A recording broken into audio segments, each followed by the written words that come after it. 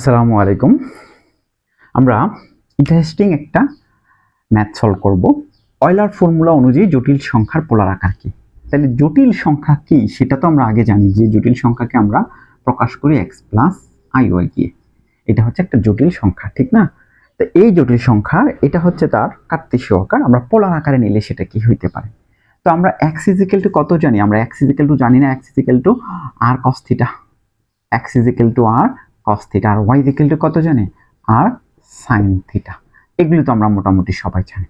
তাহলে আমি যদি x এর মান r cos থিটা বসাই দিই, তাহলে x equal to r cos theta আর y ইকুয়াল টু লেখা যায় i r sin theta. i তো আগেরই ছিল, তাহলে এর জায়গায় এটা হলো y এর মান বসাই দিলাম। এটা ছিল y এর মান, এটা ছিল আমাদের x এর মান।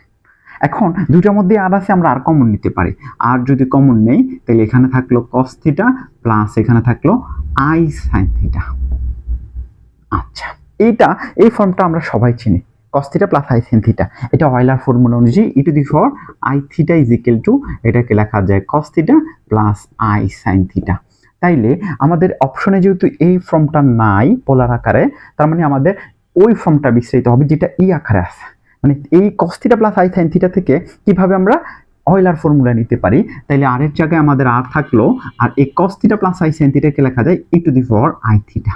ঠিক আছে, তো এখানে থিটার জায়গায় আমাকে x দিতে পারতো, টি দিতে পারতো, জাস্ট এখানে ভ্যালু চেঞ্জ করতে পারবো। তার মানে আমি বুঝলাম যেটা ছিল জটিল সংখ্যার কার্তেশীয় আকার, সেটাকে আমি পোলার আকারে বানাইলে এটা হচ্ছে r e to the power i theta.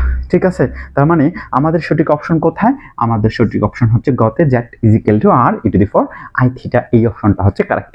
ঠিক আছে, এটা খুবই একটা ইন্টারেস্টিং বিষয় ছিল যে জটিল সংখ্যাকে আমরা অপশনে, কিন্তু এই জাতীয় অপশনটা থাকতে পারতো। ঠিক আছে, জাস্ট যেহেতু সবগুলোকে আমাদের আই দ্বারা প্রকাশ করা হয়েছে, মানে এটাকে ই টু দি পাওয়ার ই ফাংশনে, অয়লার ফাংশনে প্রকাশ করা হয়েছে, তাইলে আমাদেরকে অবশ্যই এই ফাংশনটা খুঁজে বের করতে হবে। ঠিক আছে, আচ্ছা ওকে, আজকে আমাদের এটাই থাকলো।